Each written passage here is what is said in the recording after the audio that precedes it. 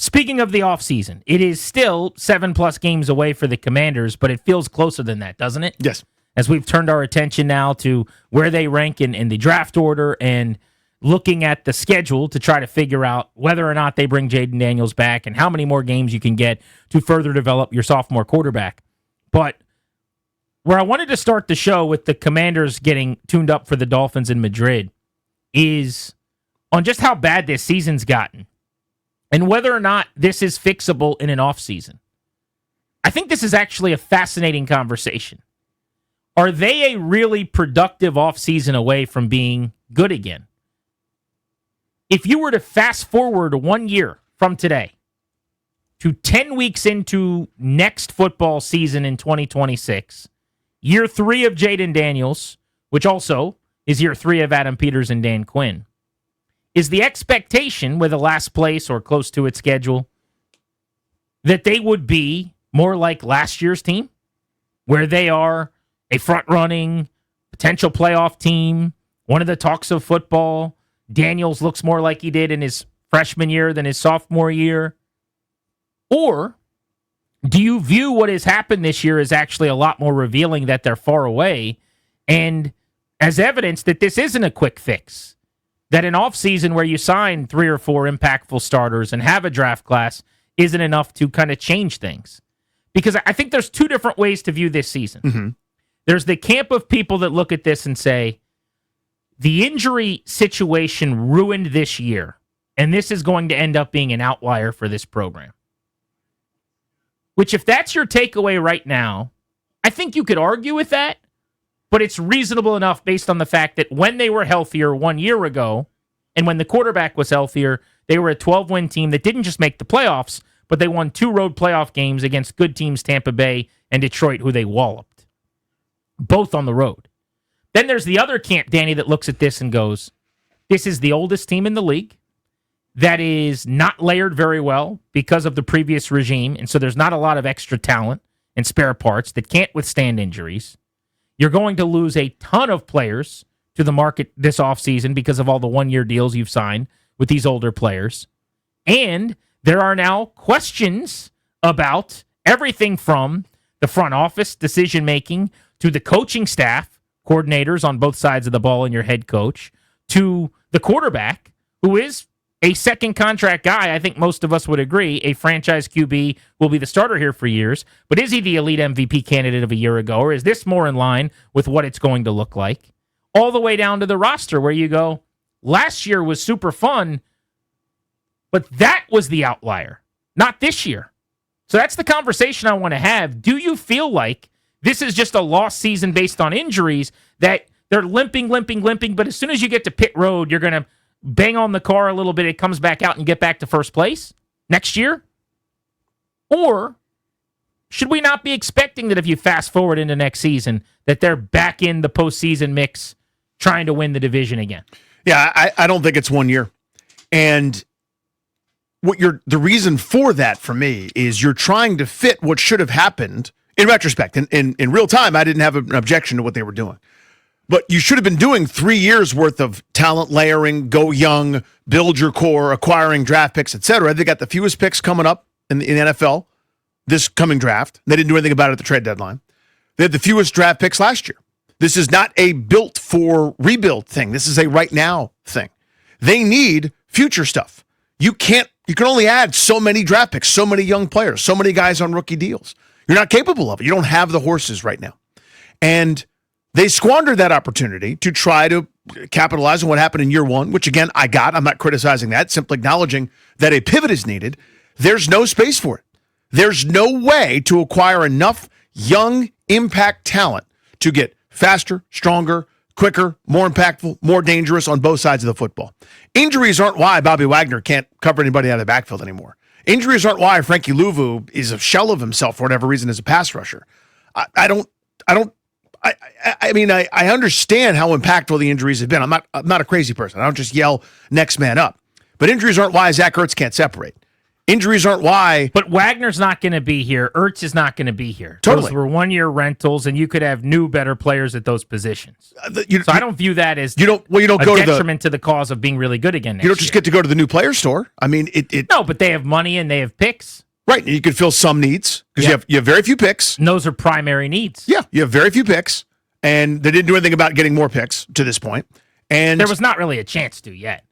I mean, you're mad that they didn't get a couple seventh-round picks, which I get, but that wouldn't fix the linebacker. It doesn't fix everything. But you problem. needed years of draft classes that they don't have because they didn't do it last year either. They traded away picks, and they don't have enough picks this year. They didn't have enough picks last year. You need to cram in multiple years of young talent acquisition on affordable deals or draft picks into one offseason.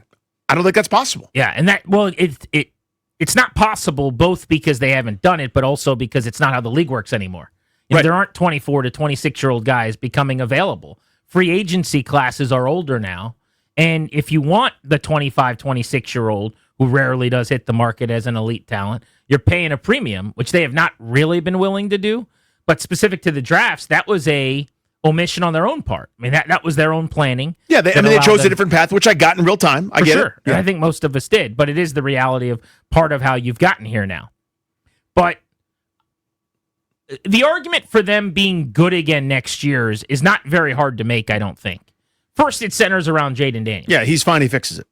Daniels plays like he did last season. And it doesn't honestly even have to be at that level, which was MVP caliber. It just has to be considerably better than this year, where he was much closer to league average. Where Marcus Mariota right now has a better EPA per play on the season, ranking 15th in the league, than Daniels did, ranking 17th in the league. Where, Mariota scrambles at a lot lower rate leaving the pocket than Daniels did, and stays in the pocket and pushes the ball down the field at the highest rate in the NFL, 42% of his throws over 10-plus yards, and just sees it down the field a little bit better. So you've got to get Daniels back healthy enough to play in the summer and play in the preseason and to play and practice all season long so that he could play at the level that we know he's capable of, which is what happened last year when he had all the time on task and time on the grass, which I think was probably the biggest reason for some of the regression that we talked about with the Kurt Warner tape and all those things the last couple of weeks. But Daniels elevating his play elevates the tide for the whole team, in my opinion. So that's number one. And then number two, you're going to have to bat higher in free agency and in the draft than they have. Clearly. Yep. I think you get younger and you get faster, and that'll help them a lot. But in the same way that they were doomed to some extent by their schedule, by the quarterbacks they played this year, by leveling up and going varsity with your opposition, you're going to benefit from the swing backwards next year. We've seen this around here forever, by the way, where these rarely, but this team would have a really good year. They'd win 5 in a row to get to 10-6, or 4 in a row to get to 9-7, or 7 in a row to get to 10-6, and they get to the playoffs. Griffin, Cousins, Mark Brunell, whoever it was, Todd Collins in for Jason Campbell. But then the next year you get the tougher schedule because your record says it's time to level up, and then you got to pay the piper. So that ebb and flow is something we're used to, where last year you were this year's Patriots. A really easy schedule you took great advantage of, never beating any winning teams, but winning a lot of games. And so now you play a much harder schedule, and just naturally it was going to come back to the pack a little bit. Next year could be a regression positively, where things get a little bit easier, and because of that, the same exact team would have had a better record. So I think that's some of this. Also, I ask you this. I agree with you. Injuries are part of the problem. They're not the whole problem. You just eloquently laid that out. What is their record if they're a reasonably healthy team? Instead of being 3-7, what would you have them at through 10 games? Normal health. I'm not saying perfectly healthy. Right. Like normal last year's league health, average, which was, last year they suffered very few injuries. You could convince me they could be 7-3 or 6-4. But a normal, unhealthy, injury-prone, riddled team, whatever, at an NFL extent, what would you say? I would think 5-5 is probably their record. Yeah, so it'd be like, you look at the Pythagorean wins and losses, it'd be like 4.5 and 5.5.